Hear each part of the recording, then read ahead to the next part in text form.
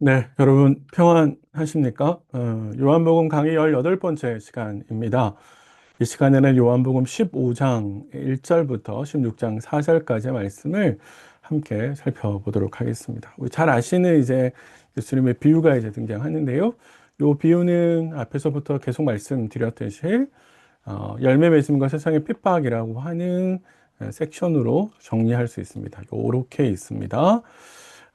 나를 믿으라 라고 하시는 말씀, 지난 시간에 저희가 함께 생각했습니다. 예수님께서 떠나신다는 소식을 들었던 제자들이 염려하고 두려워가 근심했었죠. 그래서 예수님께서 그들을 위로하시는 차원에서 자신을 믿으라고 이야기하신 거고요. 우리가 다음 시간에 살펴볼 예수의 떠나간과 성령의 오심도 비슷한 차원에서 이야기하시는 거다라고 볼 수 있는데, 사실 그런 점에 있어서 여기 2번 섹션에 있는 열매 맺음과 세상의 핍박이라고 하는 것은 예수님께서 진짜 핵심적으로 제자들에게 하시려고 하시는, 진짜 하려고 했던 가장 중요한 단락으로 볼 수도 있지 않을까라는 생각을 합니다. 자, 그래서 이 시간에 요 열매 맺음, 세상의 핍박, 제자들에게 예수님께서 주시는 말씀, 요 섹션을 같이 한번 생각해 보았으면 좋겠습니다.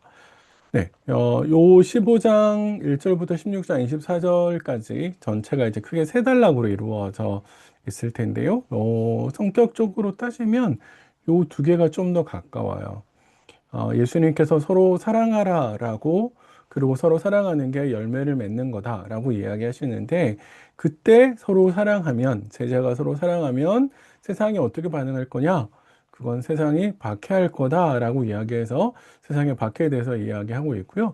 그런 세상의 박해를 받고 있는 제자들을 두고 홀로 떠나셨을 때, 사실은 너희가 홀로 있는 것이 아니라 내가 보낼 부에서 성령이 오셔서 너희와 함께 할 거다. 그 성령이 세상에 대해서 정죄하시고 너희를 도와서 진리 가운데로 인도하실 거다. 이런 이야기가 이제 다음 단락에 이어집니다. 네, 그렇게 해서 이런 차원에서 말씀이 쭉 논리적으로 이어져 가고 있다. 그래서 이 두 개가 아주 긴밀하게 연결되어 있다라는 사실 좀 기억하시면서 가시면 좋겠습니다. 자, 우리가 이제 첫 번째 단락은 15장 1절부터 15장 17절까지의 말씀을 이제 쭉 보실 텐데요. 요 단락은 크게 이제 두 가지로 구성되어 있습니다. 1절부터 8절, 9절부터 17절 이렇게 이제 구성되어 있는데, 먼저 첫 번째 단락인 1절부터 8절은 예수님께서 두 가지 비유를 들려주십니다. 내용은 비슷한데 초점이 약간 달라져요. 어떻게 달라지는지는 조금 이따 보고요. 9절부터 17절은 그 비유를 가지고 제자들에게 적용하시고 설명하시는 대목입니다. 사실 예수님께서 제자들에게 이 비유를 통해서 권면하신다라고 볼 수 있고, 제자들이 뭘 해야 되는지를 알려주시는 내용이라고 볼 수 있습니다. 자, 그래서 그 첫 번째 비유를 한번 들어가 보시죠. 예수님이 1절에 나는 참 포도나무요, 내 아버지는 농부다, 이렇게 이야기하시면서 들어가시는데요. 이 비유는 사실은 구약에서부터 쭉 이어져 온 비유라고 생각할 수 있습니다. 원래 구약에서 하나님께서 이스라엘 백성들을 지칭하실 때 포도나무의 비유를 자주 쓰셨거든요. 그래서 시편 80편 나중에 한번 여기 적어 놓은 구절 한번 쭉 읽어보세요. 언약 백성 이스라엘을 나타내실 때 하나님께서 포도나무라는 지칭을 했어요. 더 나아가서 이사야 같은 데도 보면, 이사야 5장이나 이런 데 보면 하나님께서 이스라엘 백성들을 지칭할 때 포도나무 이렇게 지칭합니다. 그러니까 역사적으로 하나님께서 이스라엘을 포도나무에 비유해서, 근데 그 포도나무에 비유했다라고 하는 것은 그들이 해야 되는 일이 뭔지를 명확하게 보여주는 거죠.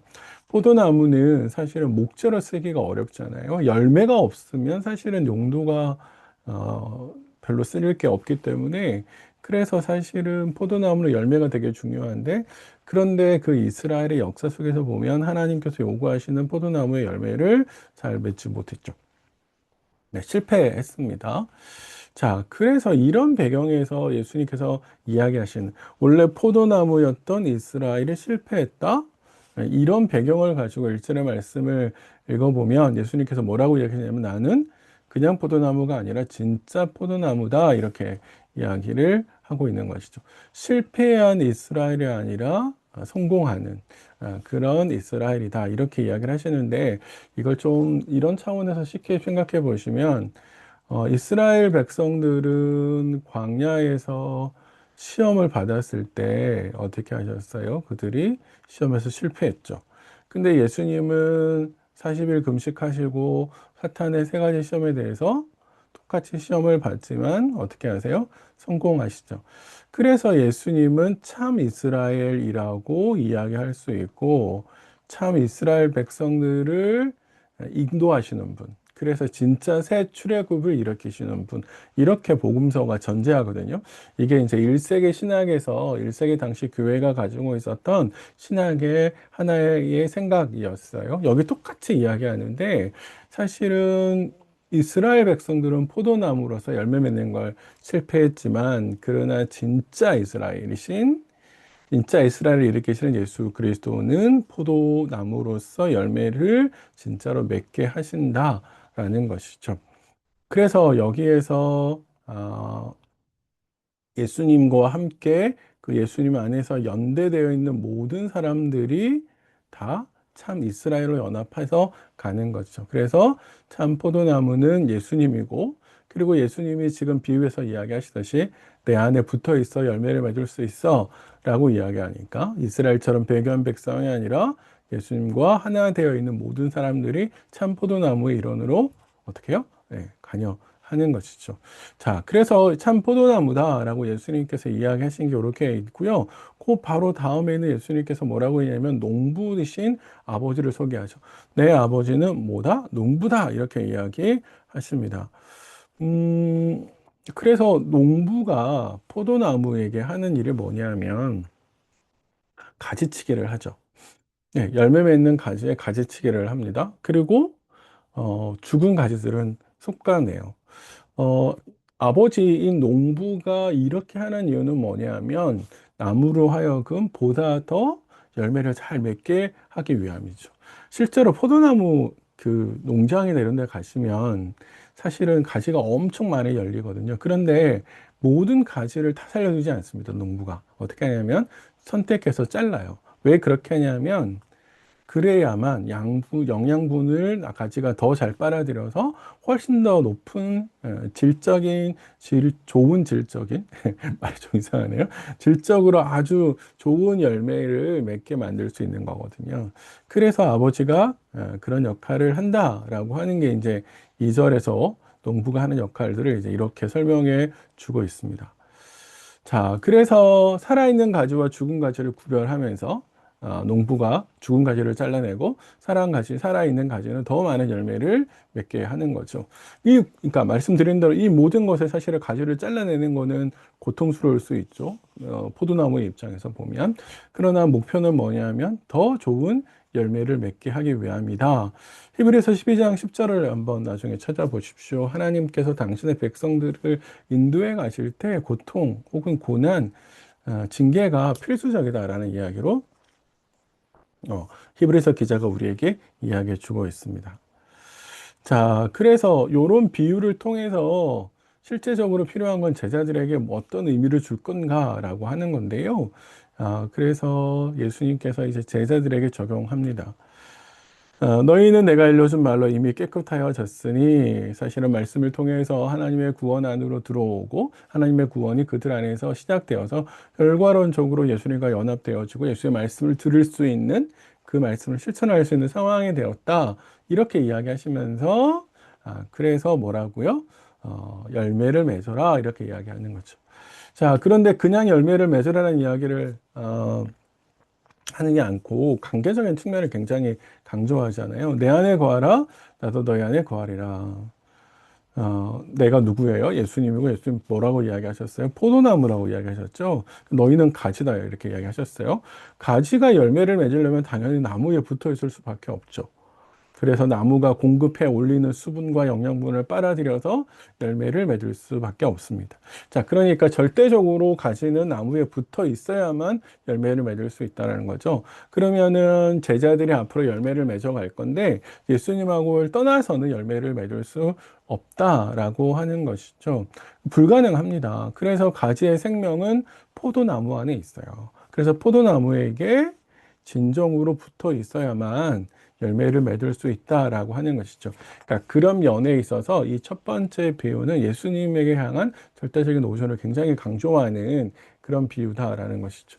그 예수님 안에 절대적으로 거한다라는 말은 뭘까? 이제 그걸 좀 더 구체적으로 생각해 보면 결과론적으로 예수님과 인격적인 관계를 맺는 것이고 그 인격적인 관계는 주님의 말씀에 듣고 그리고 그 말씀에 순종해 가는 모습으로 표현되어질 수 있겠다라는 생각이 듭니다.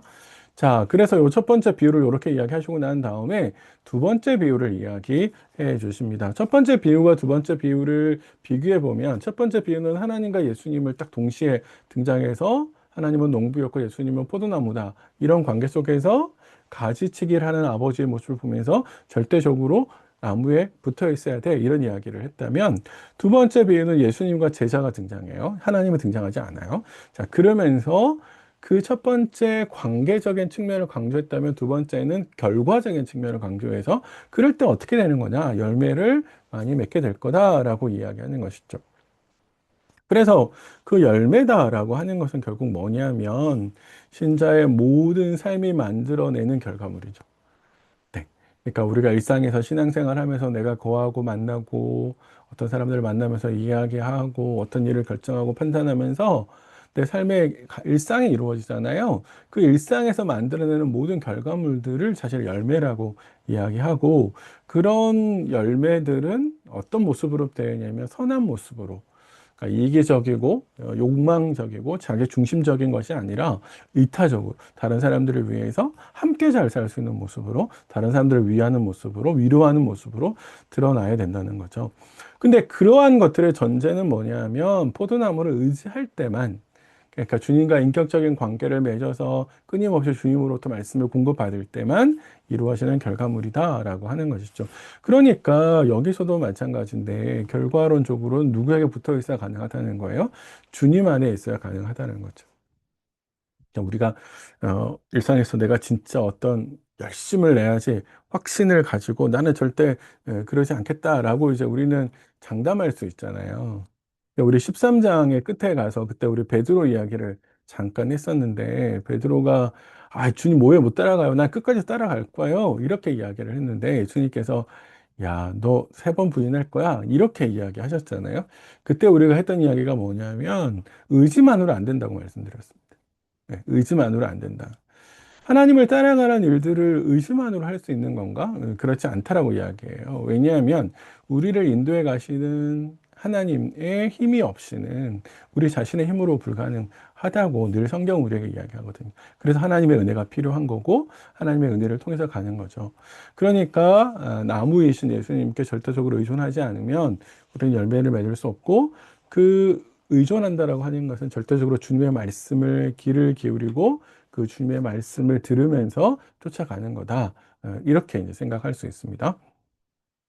네. 자, 그래서 이런 비유를 이야기하시면서 다시 한번 제자들이 어떻게 이야기하냐면 예수님과 제자가 상호 내주해야 돼 라고 이야기하시죠. 6절에 보세요. 사람의 내 안에 거하지 아니하면 가지처럼 밖에 버려져 마를 거다. 사람들이 그것을 모아다가 불에 던져 살릴 거다. 이렇게 이야기합니다.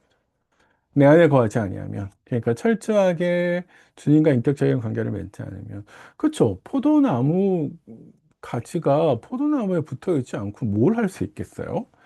그러면 사실은 땔감으로밖에 쓸 게 없다라는 것이죠. 그래서 예수 안에 거한다라고 하는 것은 말씀을 듣고 그 말씀에 순종하는 것이고 예수가 제자 안에 거한다고 하는 것은 그 결과로 순종의 결과로서 열매가 맺어지게 된다는 것을 확인해 주시는 것이죠. 그럴 때 무엇이든지 구하라. 그러면 다 이루어질 거다라고 예수님께서 이야기하십니다. 그 결과로 열매를 맺으면 그 열매는 예수 그리스도가 우리 안에서 일하고 있다라고 하는 것을 확인해 줄 수 있는 성령이 내 안에서 일하고 있다. 성령이 내 안에서 구원을 일으켜 가고 있고 나를 좀 더 거룩한 사람으로 만들어 가고 있다라고 하는 것에 확증이 될 거고요. 그래서 구속 사역의 결과가 될 거고 주님을 열심히 따라가는 사람들, 열매를 구하는 사람들의 응답의 결과도 될 거고 그리고 다시 여기서 말씀하시는 것처럼 하나님께 영광이 되는 것이고 그 하나님께 영광을 돌리는 방식으로 사람들은 우리가 예수님의 제자다라고 하는 것을 확인하게 될 거라는 거죠. 몇 가지 한번 생각해 보세요. 첫 번째는 우리가 무엇으로 하나님의 자녀라고 하는 제자라고 하는 것을 증명할 수 있다고 이야기해요.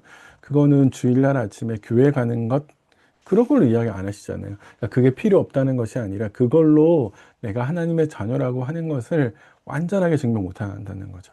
우리가 하나님의 자녀라고 하는 것을 증명하는 건 일상의 삶에서 내가 거룩한 열매를 맺을 수 있느냐.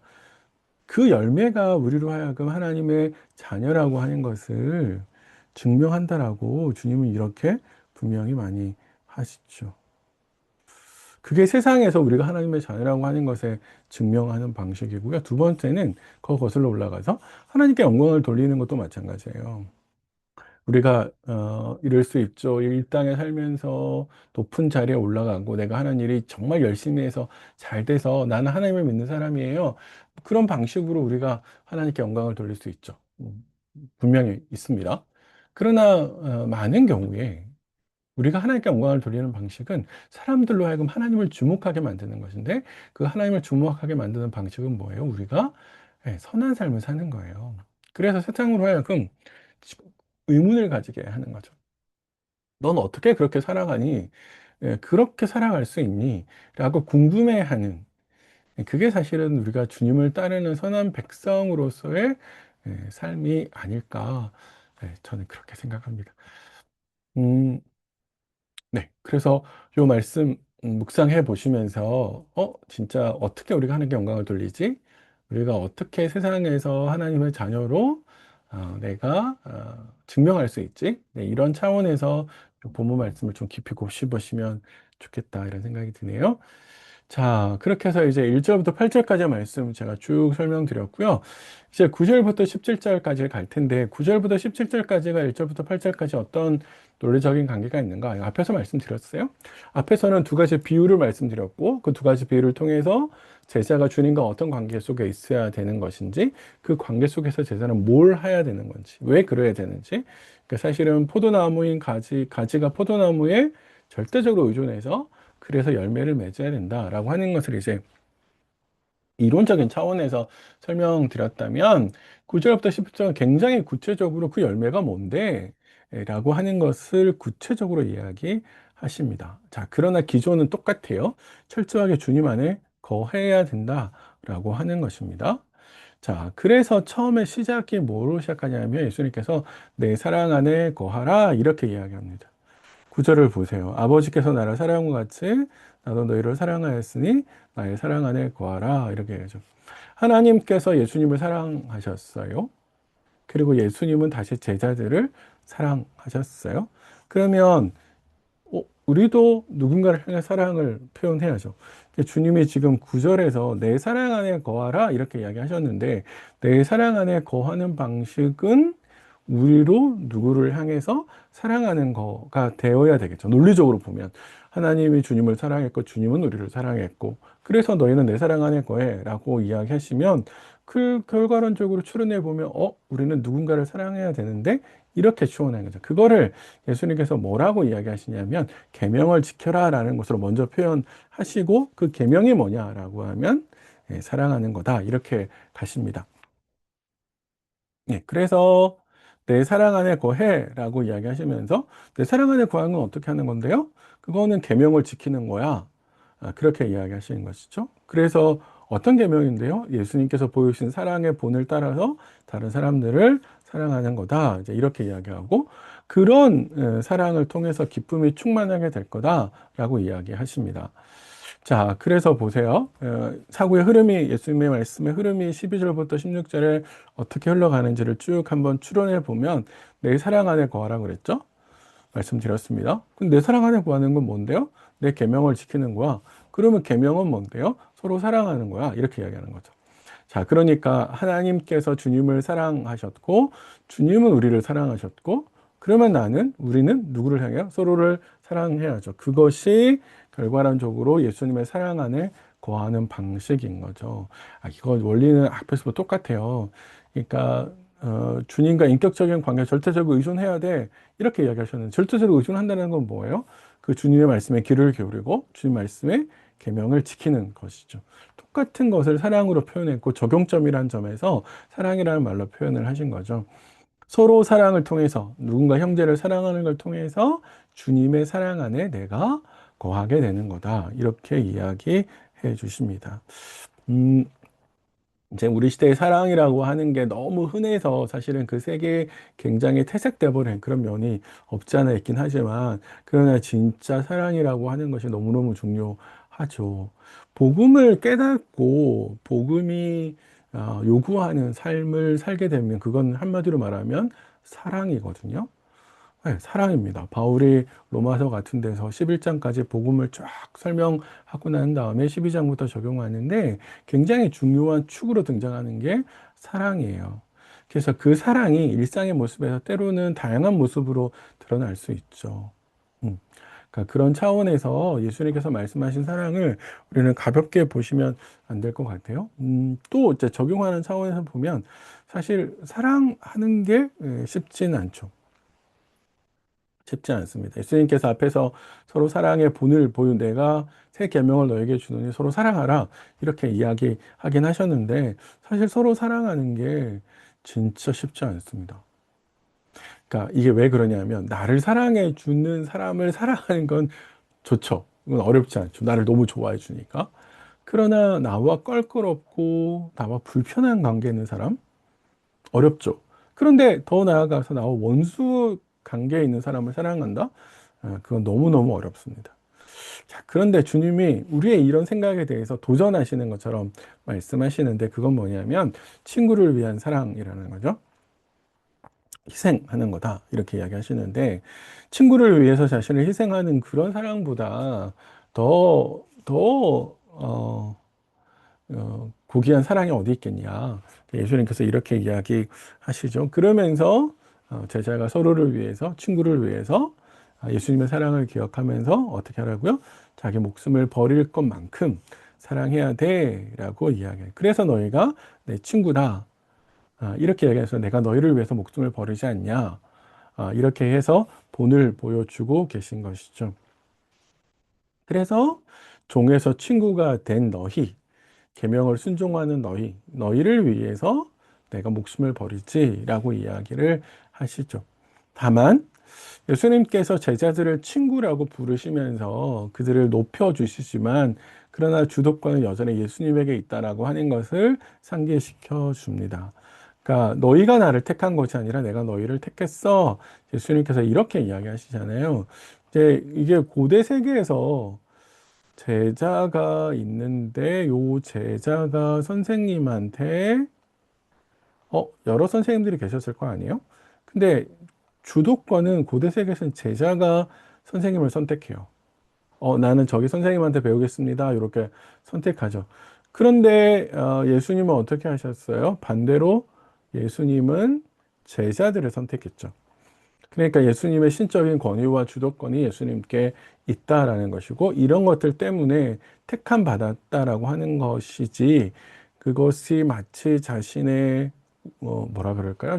주도권이 있다거나 혹은 자신의 뭔가 된 듯한 그런 자의식을 가지는 건 옳지 않다 이렇게 이야기하는 거죠.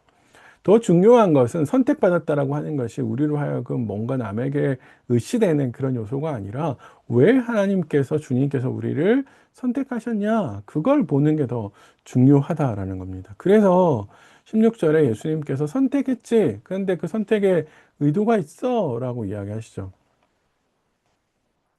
내가 너희 선택했는데 그 선택은 의도가 있어. 그건 뭐예요? 열매 맺기 위함이다 이렇게 이야기하시죠. 16절 하반절에 보세요. 이는 너희로 가서 열매를 맺게 하고 또 너희 열매가 항상 있게 하여 내 이름으로 아버지께 무엇을 구하든지 다 받게 하려 함이라. 그래서 서로 사랑해 이렇게 이야기하십니다. 그러니까 결과론적으로 중요한 건 뭐예요? 왜 선택했냐는 거예요. 이스라엘 백성들이 우리는 하나님 앞에서 선택받은 민족이지라고 하는 선민의식 때문에 사실은 그 선민의식을 특권처럼 여겨서 이방 사람들을 거절했잖아요. 그게 예수님 시대까지 용어한 거거든요. 우리가 하나님으로부터 구원받은 백성이다라고 하는 것을 특권으로 여기는 것이 아니라 하나님의 은혜를 받은 사람으로서의 의무라고 생각해야 돼요. 그게 뭐예요? 열매를 맺는 거죠. 그러니까 사실은 내 안에 하나님의 열매가 맺혀가느냐? 이게 되게 우리에게 중요합니다. 내게 선한 모습이 있느냐? 그게 되게 중요합니다. 물론 모든 사람들이 처음부터 끝까지 다 잘하겠어요.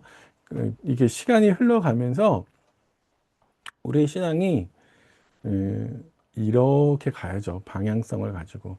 근데 실제로는 살면서 이제 그렇게 잘 되지 않죠. 때로는 울렁거리고 내려가기 이런 모습으로 갈 거거든요. 그러나 문제는 뭐냐면 경향성이 내 신앙에 성숙해져 가야 된다는 겁니다. 신앙의 연수가 점점점 갈수록 내 신앙의 열매 맺음은 훨씬 더 높은 수준으로 가야 된다는 거예요. 그게 처음부터 안 되지만 그런 모습으로 가야죠. 근데 자꾸 우리가 머물러 있을 수 있죠. 네. 사실 이제 우리가 이 자리에서 머물러 있어서 처음엔 되게 성숙해 가다가 어느 순간 이렇게 꺾여서 여기서 쭉 이런 모습이 될 수도 있죠. 그러니까 그런 점에 있어서 내 신앙의 모습은 어떤 모습으로 가고 있나 한번 고민해 보실 필요가 있습니다. 내가 첫사랑을 잊어버려서 물도 뜨거운 것도 아니고 차가운 것도 아니고 열심히 하는 것도 아니고 안 하는 것도 아니고 예수님 그거에 대해서 계시록에서 굉장히 책망하시잖아요. 그러니까 그런 점에 있어서 한번 고민해 보시면 좋겠고 두 번째 고민할 지점은 내가 뭔가를 열심히 하는데 이 열심의 내용이 주님께서 말씀하시는 그 열심을 내라 라고 하는 거하고 맞닿아 있는지를 한번 생각해 보셔야 돼요. 그러니까 주일날 교회 가서 이런저런 일로 많이 열심히 수고하시고 봉사하시는데 그게 다 의미가 없다는 것이 아니라 실제로 주님께서 나에게 하라고 하시는 건가? 라는 것. 그러니까 사실은 주일날만에 우리의 열심이 한정되어서 있으면 안 되고 그 열심은 일상생활에서 내가 직장에서 누군가를 만날 때 또 같이 사는 곳에서 누군가를 만날 때 그 온유함과 친절함으로 드러나야 되거든요. 그러니까 그런 점에 있어서 우리가 잘하고 있나 한번 생각해 볼 필요가 있겠다 싶습니다. 그래서 한번 적용해 보시라고 말씀을 드렸습니다. 자, 이렇게 해서 처음에 예수님께서 제자들에게 당부하는 말씀 서로 사랑하라 이거죠. 서로 사랑하기 위해서는 철저하게 예수님 안에 거해야 된다. 나하고 인격적인 관계 유지돼야 된다. 그렇게 되면 너희가 서로 사랑할 수 있다. 라고 이제 말씀하시는 거고요. 그래서 방향은 뭐예요? 서로 사랑하는 거죠. 내가 사랑하는 삶이 되는 거고, 내 삶 자체가 사랑이 되기를 하나님께서 바라시는 거니까 우리는 그렇게 계속해서 사랑하는 삶을 살아야 되는데, 그런데 그것만 있으면 참 좋을 텐데. 그래서 예수에 대한 절대적인 의존으로서 계명을 지키고 서로 사랑하는 것, 이렇게 하면 우리가 너무 참 좋은데, 사실 삶이 만만치 않은 건 여기서 이걸로 끝나지 않고 우리가 이런 삶을 살아갈 때 세상이 우리로 하여금 보이는 반응이 아픈 반응이다라고 하는 것을 우리에게 보여주죠. 세상은 요한복음 안에서 세상을 여러 번 말씀드렸어요. 하나님을 거스르는 사람들 혹은 거스르는 질서라고 말씀을 드렸고 그 거스르는 세상은 자신과 같은 방식으로 살아가지 않는 존재들, 사람들을 공격하죠. 세상의 특징은 뭐예요? 생리적으로 짓밟는 거죠. 밟고 일어서는 거죠. 누군가를 배제시키고 누군가를 넘어뜨리고 그래서 자신이 올라서서 힘으로 가지고 억압하고 누르고 하는 게 세상의 생리잖아요. 근데 예수님은 서로 사랑하라고 이야기하죠. 사랑은 그래서 제자의 삶은 희생, 겸손, 온유 이런 특징을 가지고 있잖아요. 그러니까 질적으로 전혀 다른 삶의 방식을 가지고 있는 사람들을 내버려 두지 않죠. 그래서 세상을 향해서 핍박합니다. 그러니까 지금 18절부터 갑자기 세상의 핍박에 대한 이야기를 하는 것은 제자가 사랑의 삶을 잘 살아갈 때 세상이 그 제자들에 대해서 어떤 반응을 보이게 되느냐. 그건 결국 핍박을 받을 수밖에 없다라는 거죠. 자신 안에 소속되어서 자신들이 가지고 있는 생리대로 같은 결을 가지고 살아가지 않기 때문에 그 세상은 제자들을 핍박할 수밖에 없어. 그걸 이해해야 돼. 이런 차원에서 예수님께서 18절부터 16장 4절까지 핍박에 대한 이야기를 해 주신다. 논리적으로 이제 문단이 그렇게 연결된다라는 것을 말씀드리는 거죠. 예, 그래서 7, 8절부터 27절까지는 박해에 대해서 예수님께서 쭉 설명하시는데 여기 안에서도 먼저 박해에 대한 본질적으로 이해해야 될 것이 두 가지를 설명하세요. 그래서 21절까지 두 가지를 설명하시고 그 다음에 예수님께서 그러면은 그런 박해를 하는 세상이 옳은 거냐? 그렇지 않다라고 하는 점을 예수님께서 세상에 오셔서 말씀과 표적을 통해서 이야기하셨다. 그러면은 이제 예수님이 떠나가실 건데 떠나고 나면 어떻게 되는 거냐? 그 세상을 향해 세상 속에서 너희가 성령의 오심을 통해서 계속해서 나를 증언해야 된다. 그것이 박해 속에서도 제자가 해야 되는 일이다라고 먼저 말씀하시고 그래서 박해를 충분히 제자들이 이해할 수 있도록 가르쳐 주시는 거고요. 그리고 난 다음에 16장 1절부터 4절에서는 무슨 말씀을 하냐면 내가 이런 세상의 박해를 너희에게 미리 말해주는 이유가 뭐냐? 크게 두 가지를 이야기하세요. 나중에 가서 보실 텐데 하나는 실족하지 않게 또 다른 하나는 내가 임한 걸 기억나게 하려고 미리 말해주는 거야. 네, 이렇게 예수님께서 이야기해 주십니다. 네.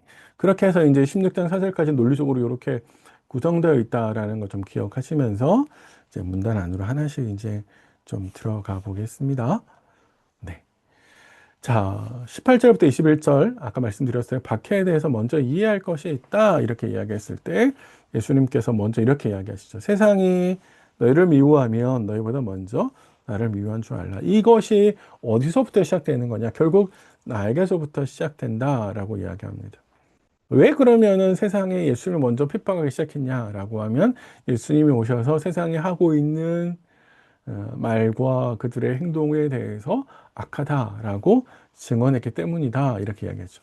이건 이제 예수님께서 이제 7장 7절에 말씀하셨다고 제가 이렇게 표시해 놨는데 이게 이제 초막절날 예수님께서 이제 성전으로 올라가시면서 형제들하고 같이 약간의 언쟁을 벌이신 거 기억나세요?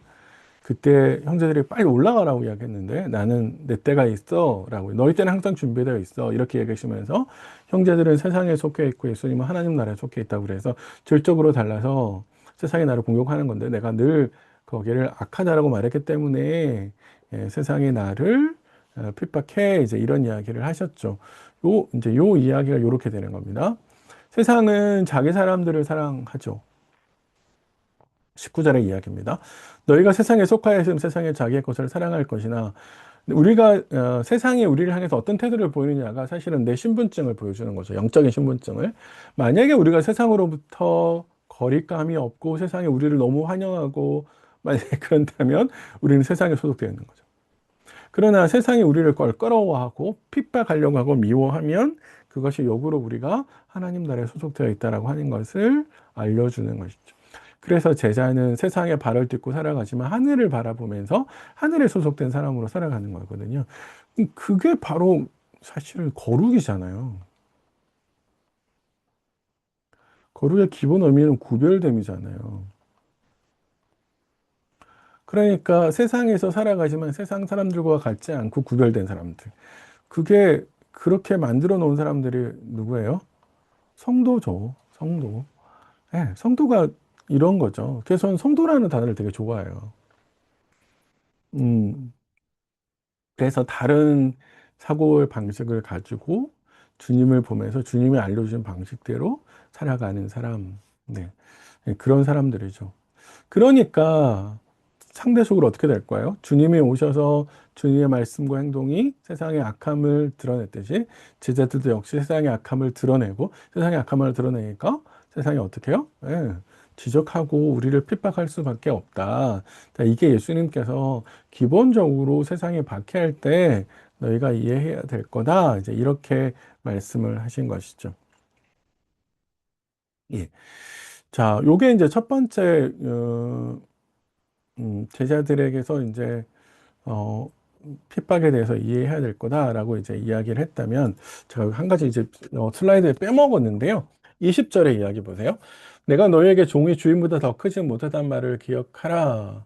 사람들이 나를 박해했으니 즉 너희도 박해할 것이고 내 말을 지켰으니 너희 말도 지킬 거다. 이렇게 되어 있는데 이 말씀은 이런 거죠. 20절의 말씀은 선생이 있고 제자가 있다면 당연히 선생이 크죠. 그러니까 선생을 공격했다면 당연히 제자를 공격하는 건 당연한 거 아니겠냐? 예수님 말씀은 이제 이렇게 되는 것이죠. 음. 그래서 예수님께서 이 땅에 계시면서 세상으로부터 여기서 말하는 세상은 제가 앞에서 쭉 설명드렸는데 지난 시간도 유다인들이죠. 유대인들입니다. 기본적으로 유대인들이 예수님을 공격했고 기본적으로 유대인들이 제자들을 공격해요. 그러니까 유대인들이 예수 그리스도를 공격했다면 당연히 그를 쫓고 있는 제자들을 공격하는 건 너무너무 당연할 거다라고 볼 수 있습니다.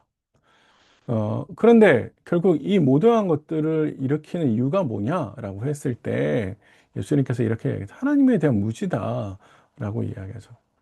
21절 하반절 보십시오. 사람들이 내 이름으로 말미암아 이 모든 일을 너희 행할 거다. 사실 너에게 핍박할 거다. 그런데 왜 그러냐? 나를 보내신 이를 알지 못하기 때문이다. 이렇게 얘기했죠. 이게 너무너무 역설적인 거죠. 하나님에 대한 무지? 제가 이때 이 핍박을 하는 주체가 유대인이라고 말씀드렸잖아요. 이게 충격적이죠. 예수님 말씀은. 유대인들이 하나님을 몰라요. 누구보다도 하나님에 대해서 열심을 가지고 있다라고 말하는 사람들인데 예수님은 그들이 하나님을 모른다라고 말씀하시죠. 예수님의 논리 속에는 뭐가 있냐면 그들이 하나님을 알았더라면 나를 거절하지 않았을 건데 그들이 나를 거절하는 거는 거꾸로 하나님을 알지 못한다라고 하는 것이죠. 사실은 하나님을 아는 것처럼 보이지만 그들은 자기 신앙 안에서 자기 전통으로 자기 욕망을 채우고 있었던 사람들이죠. 그러니까 만약에 그들이 진짜 하나님을 제대로 알아왔더라면 어떻게 해야 돼요? 예수님 안에 계신 하나님을 보았을 수 있겠죠. 그러나 그들은 예수님 안에 있는 하나님을 보지 못했거든요. 그러니까 그거는 결국 하나님을 모르는 거죠. 제가 이제 이런 말씀을 드리면서 굉장히 저 자신도 그렇고 우리도 조심해야 될 것은 뭐냐면 우리가 하나님을 잘 알고 있나? 라는 생각을 하는 겁니다. 주일날 우리가 예배드리는 대상으로서의 하나님, 성경에서 말하는 하나님, 근데 우리는 그것을 나 중심적으로 듣고 읽고 해석하기 쉽거든요. 그래서 성경에서 말하는 하나님을 믿는다라기보다는 내 필요에 의해서 만들어진 하나님을 모시고 사는 경우가 더 많을지 몰라요. 사실 유대인들이 그러했죠. 그리고 이제 제가 너무 가격하게 말씀드리는 건지 모르는데 현대 교회 안에서 이러한 일들은 참 많이 있을 것 같아요. 네, 제 눈에는 많이 보이거든요. 그러니까 그런 점에 있어서 우리가 진짜 하나님을 제대로 믿고 있나? 라고 하는 것을 한번 깊이 잘 한번 생각해 보았으면 좋겠어요. 네, 넘어갈까요? 자, 22절부터 25절은, 그러면은 아까 말씀드렸어요. 이 논리가. 세상이 이렇게 핍박하는데 그 세상은 뭐 정당하냐? 처음부터 예수님께서 그렇지 않다라고 하는 것을 두 가지 차원에서 지적하셨다라고 이야기하는데 그 첫 번째 차원은 말로써 가르침을 통해서 예수님께 지적하셨다 이렇게 이야기합니다. 처음에 이렇게 이야기했어요. 22절에 내가 와서 그들에게 말하지 않아야했더라면 죄가 없으려니와 그런데 예수님은 어떻게 하셔서 지금은 그 죄를 핑계할 수 없다. 분명히 예수님은 세상에 오셔서 하나님의 뜻을 드러내셨고 계시하셨고 그 하나님의 뜻을 계시하심을 통해서 세상에 잘못 가고 있다는 것을 지적하셨고 그러나 세상은 어떻게 했어요? 그 예수님의 말씀을 거절했고 예수님도 거절했어요. 그거는 결국에 예수님을 보낸 하나님을 대적하는 것이죠. 그들은 결국 빛으로 오신 예수님보다 자기 안에 있는 욕망을 더 사랑했죠. 어둠을 더 사랑했습니다. 그래서 예수님은 그들에게 분명히 죄가 있다라고 하는 것을 말씀드렸죠. 네, 그래서 결국 이것도 하나님에 대한 무지 때문에 그러는 것이죠. 네. 하나님에 대한 무지로 이 모든 것이 불가한 거죠. 네. 더 나아가서 23절에 나를 미워하는 자는 또 내 아버지를 미워하느니라. 세상에 와서 하나님의 뜻을 계시하는 예수를 미워했다면 그건 예수를 보낸 하나님을 미워하는 거다라고 말씀드릴 수 있습니다. 음. 그러니까 이거는 사실은 죄를 드러냈다 이렇게 이야기할 수 있는 거고요. 더 나아가서 예수님께서 표적을 통해서도 세상이 악하다라고 하는 것을 지적했다라고 말씀하십니다. 24절에 내가 아무도 못한 일을 그들은 하지 아니하였더라면 이 모양이 아까 말씀드린 22절하고 모양이 똑같죠. 뭐뭐 하지 않았더라면 24절도 하지 않았더라면 아까 22절에서는 말하지 않았더라면 24절에는 행하지 않았더라면 이렇게 이야기해서 문단 두 개가 똑같습니다. 자, 그래서 표적을 행하지 않았더라면 사실 표적은 예수님께서 하나님의 보냄을 받은 분이라고 하는 것을 명백하게 드러내는 증거가 되죠. 하나님을 드러내는 거잖아요. 그래서 예수님이 그리스도시고 하나님의 아들이라고 하는 것을 명백하게 드러내 주는 것이죠. 그러니까 사실 그 예수님의 표적이 세상으로 하여금 하나님을 드러내는 장면이었는데, 그러나 세상은 뭐 또 어떻게 했어요? 네, 예수님을 거절했죠. 그리고 예수를 보낸 하나님을 거절했습니다. 제가 하나 또 빼먹었는데, 25절에 보면 이유를 설명했어요. 그들의 기록된 바 그들의 이유 없이 나를 미워하였다 하는 말을 응하게 하려 함이다. 요건 이제 다윗의 시편에 나오는 건데, 다윗이 이유 없이 핍박을 받았죠. 그러니까 세상은 그럴 수밖에 없다라고 하는 것을 이야기합니다. 예수 그리스도를 드러내려는 상징적인 다윗이 하나님의 뜻을 말씀을 쫓아가면서 세상으로부터 미움을 받았다면, 그러나 진짜 그 온전하게 오신 예수 그리스도를 향해서 세상이 핍박할 수밖에 있는 거 아니냐. 그래서 그 말씀이 성취되는 거다. 이렇게 볼 수 있습니다. 자, 분명한 건 예수님께서 오셔서 말씀으로, 그리고 행함을 통해서, 표적을 통해서 세상의 모든 죄를 다 지적했고 드러내셨다, 들추어내셨다. 이제 이렇게 말씀을 해서 분명히 그 세상이 어떻게 해요? 하나님으로부터 심판을 받을 것을 염두에 두시면서 이야기하는 거죠. 그러니까 앞에서는 그 세상에 너희를 핍박할 거야 라고 이야기를 했다면, 그러나 그 핍박한 세상에게는 명백하게 죄가 있어. 그건 분명히 잘못됐어. 그러니까 그 밑에 있는 생각은 뭐예요? 세상이 심판받을 거야. 이렇게 염두에 두면서 제자들을 위로하시는 것이죠. 27절, 26절, 26, 27절은 25절까지 이야기 세상에 대한 핍박을 이야기했고, 예수에 대한 핍박이 곧 하나님을 거절하는 것을 그들이 심판 앞에 갈 건데, 그러면은 제자들의 태도는 어떻게 해야 되느냐? 앞으로 너희는 어떻게 할 거냐?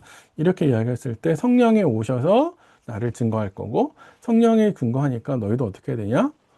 너희도 증거해야 된다. 이렇게 해야 되는 거죠. 세상에 예수를 정죄한다고 해서 어떻게 해야 될 거냐? 하지만 예수님이 세상의 죄를 지적하고 그들의 틀렸음을 이야기했으니까 제자는 어떻게 해요? 따라가야 되는 거죠. 그래서 제자가 그걸 혼자 할 수 있느냐? 그건 아니죠. 예수님이 성령을 보내실 거고, 성령이 오셔서 세상을 향해서 어떻게 하실 거예요? 예수를 증거하실 거죠. 우리 이제 16장 가면 진리의 성령이 오셔서 두 가지 일을 하실 건데, 하나는 세상을 향해서 약간 심판의 모습으로 가실 거고요. 두 번째는 제자들을 위해서 진리로 인도하실 거다. 이런 말씀을 예수님이 하시거든요. 다음 시간에 볼 텐데, 그래서 성령께서 오셔서 예수님을 증거하면, 그러면 제자는 어떻게 해야 돼요? 당연하죠. 예, 제자는 예수님 말씀을 따라서 증거해야 됩니다. 그래서 핍박 가운데에서도 제자들은 예수님을 어떻게 해요? 네, 쫓아가야죠. 그래서 예수님을 증거하는 사람이 돼야 된다. 이렇게 예수님께서 이야기하십니다. 네. 자, 이제 흐름을 잘 한번 기억해 보세요. 처음에 사랑이란 이야기 하셨어요. 예수님께서 너희 서로 사랑해야 돼. 그런데 사랑하면 너희가 지금 핍박을 받게 될 거야. 이렇게 이야기하셨어요. 그러면은 이제 16장 1절부터 4절로 넘어갈 텐데요. 요 16장 1절부터 4절은 무슨 이야기를 하는지 보세요. 이거 내가 미리 알려주는 이유가 있어 라고 이야기하시죠. 두 가지 차원에서 이야기하는데 이런 거죠. 핍박에 대해서 내가 미리 이야기했는데 이 핍박에 대해서, 세상의 핍박에 대해서 내가 너희에게 미리 알려준 이유가 있어. 그래서 그 이유를 이렇게 설명해 주시는 거예요. 문단이 처음에 실족하지 않게 하려고, 기억나게 하려고, 요거는 동전의 양면이죠. 네, 그 똑같습니다. 양쪽에 이제 가신 표현을, 생각은 똑같은데 표현을 달리 한 거고, 중간에 이제 세상이 어떤 식으로 바뀌는 건지를 보여주어서 이게 전체의 한 문단이다라고 하는 것을 이제 기억하시면 좋을 것 같아요. 보실까요? 처음에 16장 1절에 내가 이것을 너희에게 이르면 너희로 실족하지 않게 하려 합니다. 이렇게 이야기하죠. 실족한다라는 말은 기본적으로 넘어지는 거고, 여기서 더 나아가면, 아, 이거 아니네. 라고 해서 배교하는 거죠. 네. 히브리서가 이제 요 배경으로 가지고 있거든요. 신앙을 가졌다가, 이거 아닌가? 라고 해서 배교의 상황에 놓여 있는 사람들을 향해서 히브리서 기자가 이야기하고 있는데, 그럴 수밖에 없는 게 고난 때문에 그렇죠. 세상이 엄청나게 핍박할 때 사실은 그 핍박을 견디기 어려워서 주님의 말씀을 지키기 어려워서 배교하거나 배신하는 사람들이 생기죠. 그래서 그것을 미리 이야기함으로써 아, 이게 진짜 주님 말씀하신 그 기회가 진짜 온 거네? 라고 이해하게끔 하라는 거죠. 예. 그래서 예수님께서 사전에 내가 이걸 너에게 이야기해 줬어 라고 이야기합니다. 도대체 세상이 어떻게 하길래 그런 위험성을 경고하신 거냐? 출교와 죽음에 대한 이야기를 이제 여기서 이야기합니다. 사람들이 너희를 출교할 뿐만 아니라 너희 죽이는 걸 당연하게 생각할 거다. 그게 하나님의 뜻이라고 생각할 거다. 이렇게 이야기하죠. 예. 그래서 출교, 회당에서 쫓겨나는 거죠. 당시 회당에서 쫓겨나는 거는 당시 사회에서 왕따 당하는 거예요. 그리고 이건 정치적으로, 경제적으로, 사회적으로 완전히 매장당하는 것이거든요. 출교의 단어가 먼저 등장한 것은 요한복음 9장에서 등장합니다. 날 때부터 앞을 보지 못했던 사람들을 고치면서 그때 출교 이야기가 배경으로 나와요. 그러니까 출교에 대한 이야기를 한다라고 하는 것은 결국 이게 유대인을 대상으로 해서 염두에 두면서 예수님께서 말씀하고 계신 것을 우리에게 생각할 수 있고요. 그리고 또 하나는 죽인다는 이야기를 해요. 제가 이제 고린도 후서 11장 24절 말씀드렸는데, 이게 다섯 번이 아니고요. 오늘 실수를 참 많이 하네요. 세 번입니다.